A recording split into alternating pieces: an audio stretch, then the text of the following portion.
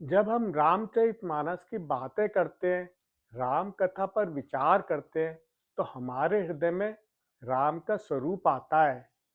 राम के वे चरित्र आते हैं जिनका अनुकरण करने से हमारे विघ्न का विनाश होता है, माया जाल नष्ट होता है, आनंद की प्राप्ति होती है और जो सुख, जो व्यवस्था हमें कामधेनु गाय उपलब्ध कराती है, सुलभ कराती है, वही हमें इससे प्राप्त होती है।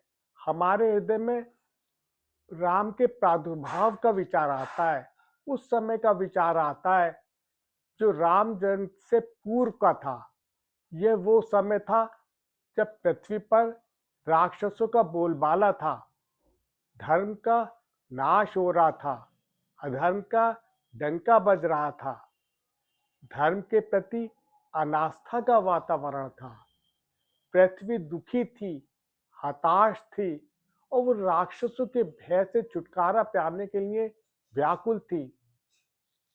राक्षस साधुओं से सेवा करवाते थे, माता पिता का सम्मान नहीं होता था, राक्षसों के भय से कोई शुभ आचरण नहीं करता था।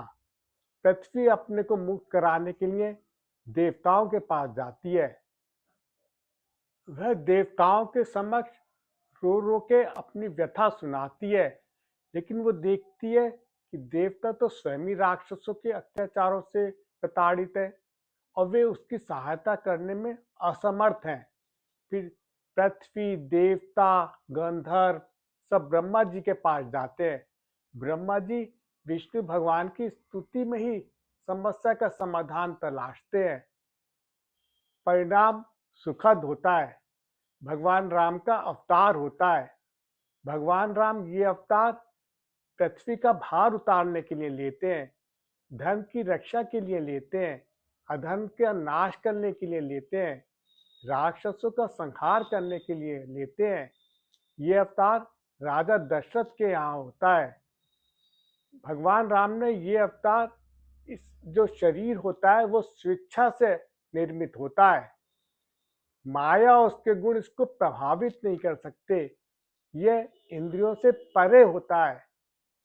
गोस्वामी जी लिखते हैं, विप्र धेनु सुर संत हित लीन मनुज अवतार निज इच्छा निर्मित तनु माया गुण गो पार।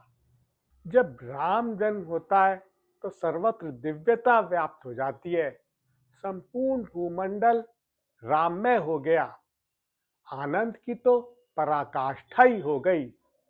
समय तो ठहर सा गया, कब दिन हुआ कब रात हुई पता ही ना चला। सूर्य तो अपनी गति ही भूल बैठे, निर्मल आकाश उज्जवल भविष्य को दर्शा रहा था। न दोपहर का समय था, न अधिक गर्मी थी, न अधिक ठंड थी, शीतल मंद सुगंध पवन बह रही थी, वेदों की ध्वनि राजमहल में गुंजायमान हो रही थी, चारों दिशाओं में सकारात्मक ऊर्जा का प्रवाह था, पशु पक्षी मग्न थे, योग, लग्न, ग्रह, वार और तिथि सभी अनुकूल हो गए, वन फूलों से भर गए, पर्वतों पर मणियां जगमगा रही थी, जड़ और चेतन सभी हर्षित थे,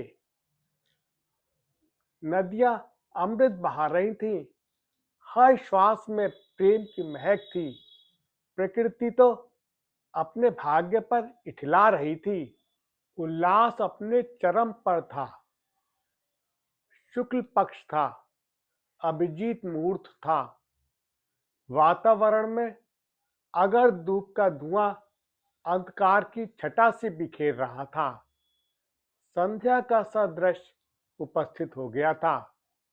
ऐसा प्रतीत होता था कि रात्रि भगवान से मिलने के लिए आई है, लेकिन वो देखती है कि वहां तो सूर्य भगवान है स्थित है, तो वो दुविधा में पड़ जाती है कि मैं अपने को कैसे प्रकट करूं। तो वो मन में विचार करती है और संध्या का रूप धारण करके वहां विराजमान हो जाती है। गोस्वामी जी लिखते हैं, अवधपुरी सो है यही भांति, प्रभु ही मिलन आई जनु राती। अवधपुरी सो है यही भांति, प्रभु ही मिलन आई जनु राती। देखी भानु जनु मन सकुचानी, तदपि बनी संध्या अनुमानी।